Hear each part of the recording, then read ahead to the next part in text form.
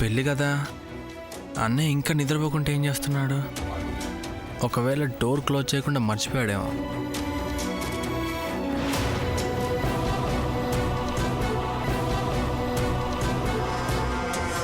ఈ చంద్ర ఇక్కడ నుంచొని ఏం చేస్తున్నాడు?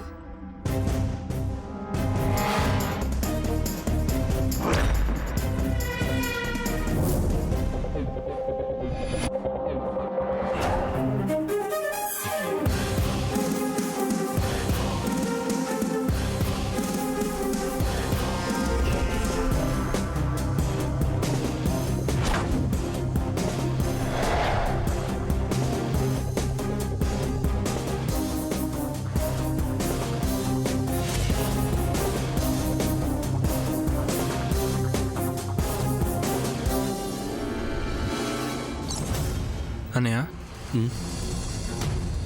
ఏంటన్నయ్య మళ్ళీ ఏమైంది? ఏం లేదురా.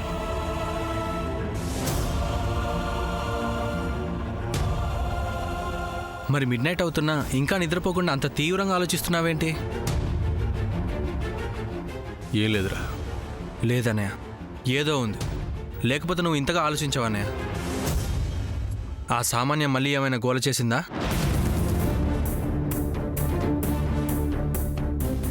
అదేం లేదురా. చెప్పన్నయ్య, ఏమైంది? శామ్ వాళ్ళ డాడీ శామ్తో మాట్లాడుతున్నాను అనుకుని శామ్ ఫోన్లో ఒక మాట చెప్పాడు. ఏం చెప్పారు? వాళ్ళ ఇంట్లో ఉండాల్సిన ఓ ఇంపార్టెంట్ ఫోటో మిస్ అయిందని, ఆ ఫోటో గనక బయటపడితే సూర్యతో నీ పెళ్లి జరగదు అని చెప్పాడు.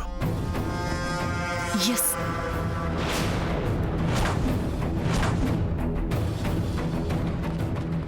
అసలు ఆ ఫోటో ఏంటి?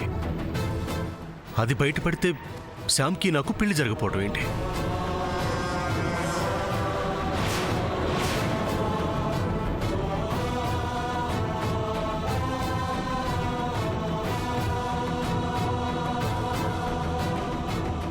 అసలు అసలు ఆ ఫోటో ఎవరిది?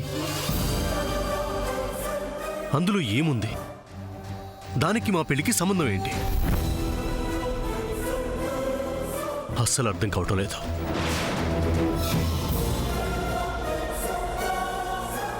ఫుల్ డీటెయిల్స్ అడుగుదామని శామ్ వాళ్ళ డాడీకి కాల్ చేస్తుంటే ఆయన రెస్పాండ్ అవటం లేదు. ఆ ఫోటో ఏంటో అంతుపట్టడం లేదు.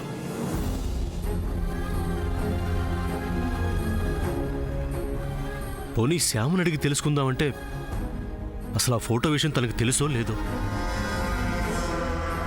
అనయ్య, అలాంటిది ఏముండదు, లైట్ తీసుకో.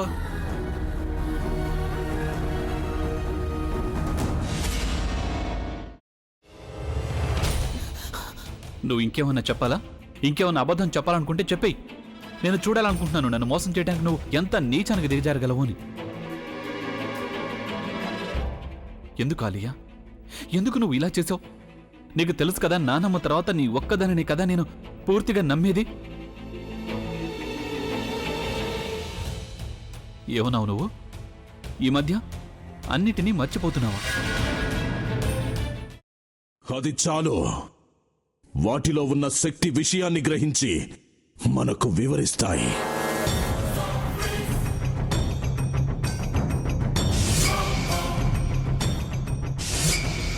ఎవరు ఆ దండ విప్పొద్దు, గది తలుపులు తెరవద్దు.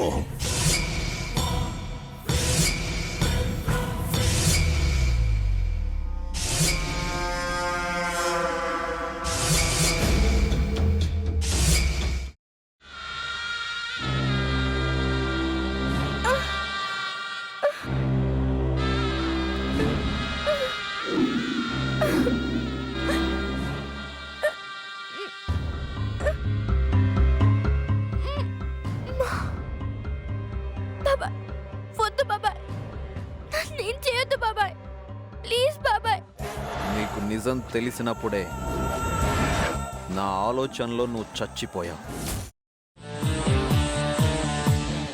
ప్లీజ్ కొంచెం తినండి ప్లీజ్. భీమారావు గారు, మీరా? ఇగో మీరా కాదు సక్కుబాయ్. అవును, మీ పనామే లేచిపోయిందని చెప్పి కంప్లైంట్ ఇచ్చినావు కదా. రేయ్ ఆయన కంప్లైంట్ ఇచ్చింది లేచిపోయిందని కాదు కనిపించడం లేదు అని. అట్లానా? సరే మేడం. ఇడియట్.